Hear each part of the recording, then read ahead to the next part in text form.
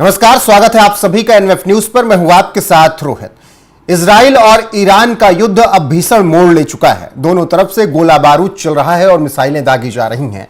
Iran भी लगातार अब इजराइल को जवाब दे रहा है और इस बीच अब इजराइल के प्रधानमंत्री बेंजामिन नेतन्याहू का एक बड़ा बयान आया है और उसमें वो काफी भावुक होते हुए नजर आए हैं क्योंकि उन्होंने अपने परिवार का जिक्र किया है। दरअसल इस युद्ध में तमाम लोगों ने अपने परिवार को खोया, तमाम लोग बेघर हुए। इस बीच बेंजामिन नेतन्याहू का भी दर्द छलका और उन्होंने कहा कि मेरा परिवार भी इससे बच नहीं पाया। अब जब बेंजामिन नेतन्याहू ने यह बात कही तो लोग ये जानना चाह रहे हैं कि उनके परिवार के साथ क्या हुआ और क्यों बेंजामिन नेतन्याहू ये बयान दे रहे हैं। दरअसल बेंजामिन नेतन्याहू का यह बयान ऐसे समय में आया है जब इजराइल पर ईरान जवाबी कार्रवाई कर रहा है और लगातार मिसाइलें दाग रहा है इजराइल पर, और ईरान सरेंडर करने के लिए तैयार नहीं है ट्रंप के दबाव के बावजूद। ऐसे में बेंजामिन नेतन्याहू ने अपने एक बयान में अपने परिवार का जिक्र करते हुए क्या कुछ कहा वो आपको बताते हैं, जिसकी वजह से वो भावुक नजर आए। बेंजामिन नेतन्याहू ने कहा, द्वितीय विश्व युद्ध के दौरान जिस तरह से जर्मनी ने ब्रिटेन पर अटैक किया था, लेकिन ब्रिटेन के लोगों ने हौसला मजबूत रखा, हमें भी ठीक उसी तरह हौसला मजबूत रखना है। युद्ध में लोग जान गंवा रहे हैं, हर कोई व्यक्तिगत कीमत चुका रहा है, मेरा परिवार भी इससे बच नहीं पाया है।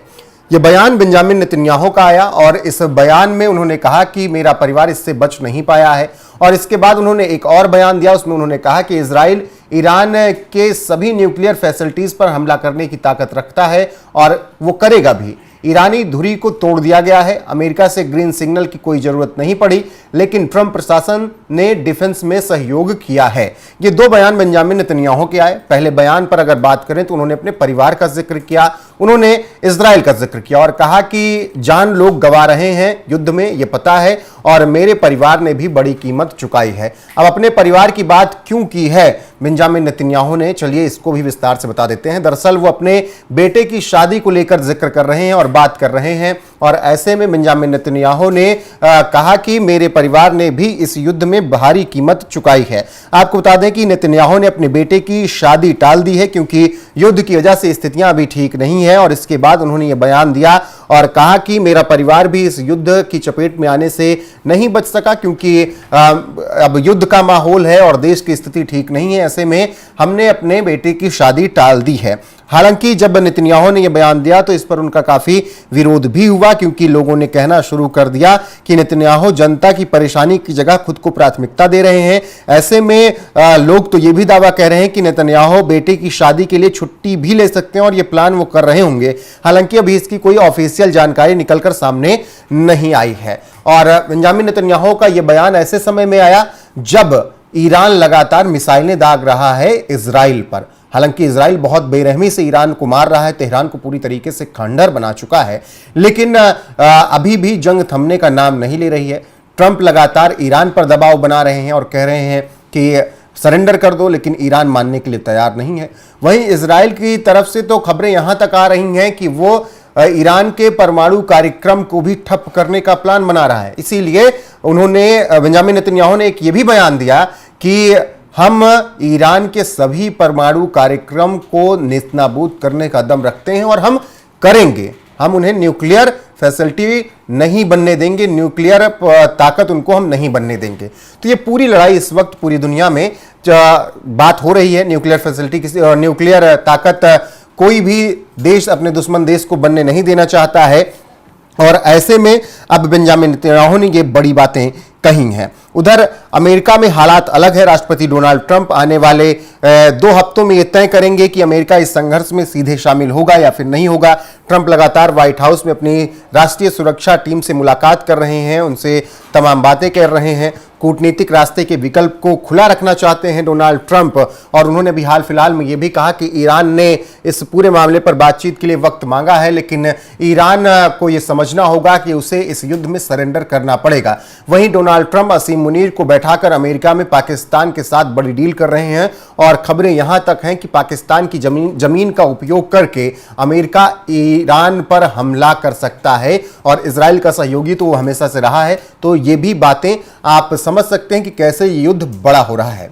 हालांकि इस युद्ध की वजह से दुनिया के तमाम लोग ईरान और इजराइल में फंसे हुए हैं, जिनकी जान को जोखिम है।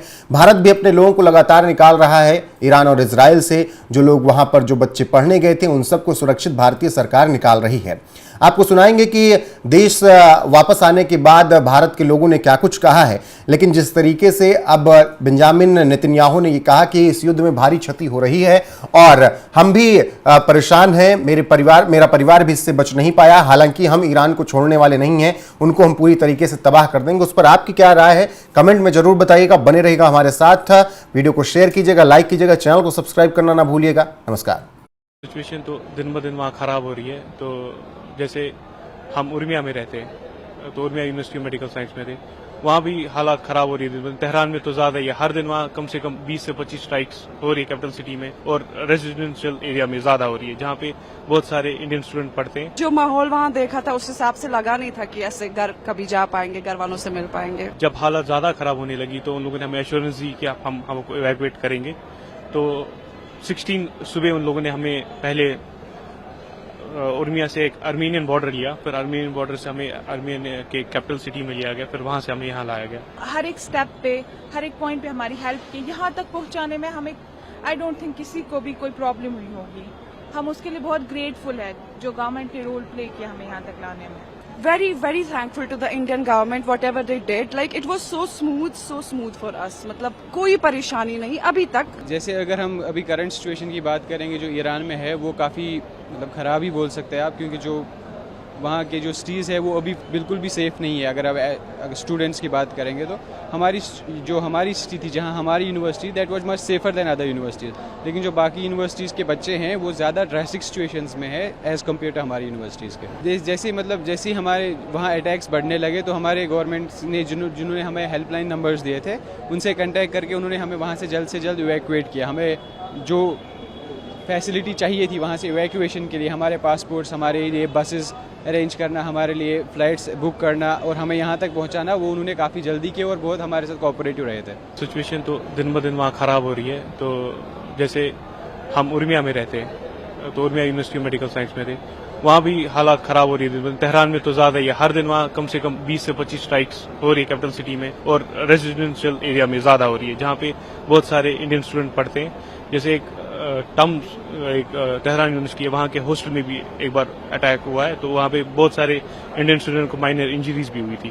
तो हम इंडियन एम्बेसी के साथ कंटिन्यू टच में थे। तो जब हालत ज्यादा खराब होने लगी तो उन लोगों ने हमें एश्योरेंस दी कि आप हमको इवैक्यूएट करेंगे।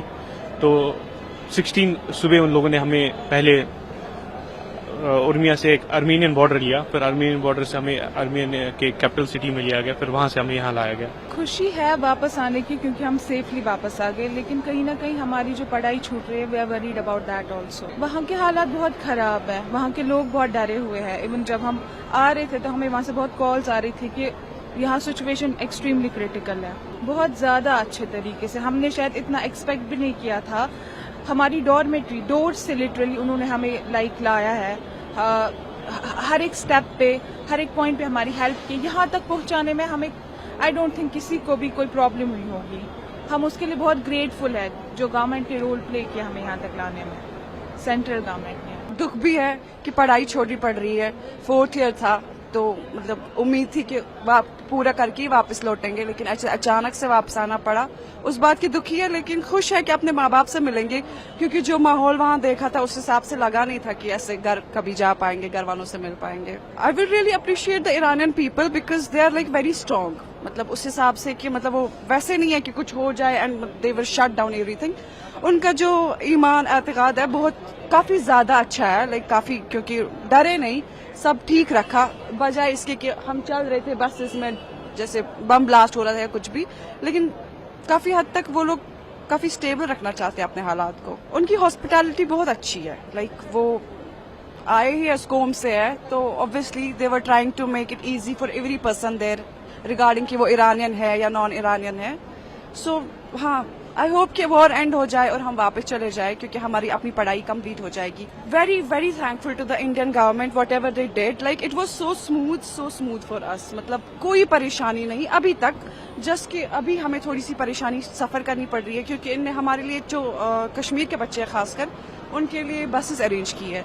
और अभी जो कि हम 3 दिन से हर एक कंट्री से दूसरी कंट्री से तीसरी कंट्री, हम नहीं है इस तैयार कि हम बसेस में जाए, और बसेस की हालत इतनी अच्छी अभी है भी नहीं। अभी हम बस अपने चीफ मिनिस्टर साहब से यही रिक्वेस्ट करेंगे कि हमारे लिए थोड़ा सा अभी थोड़ी सी सहूलियत करें, ताकि हम भी अपने पेरेंट्स से जल्द मिल सके। हमारे माँ बाप भी परेशान है हमारे साथ साथ, बस यही है।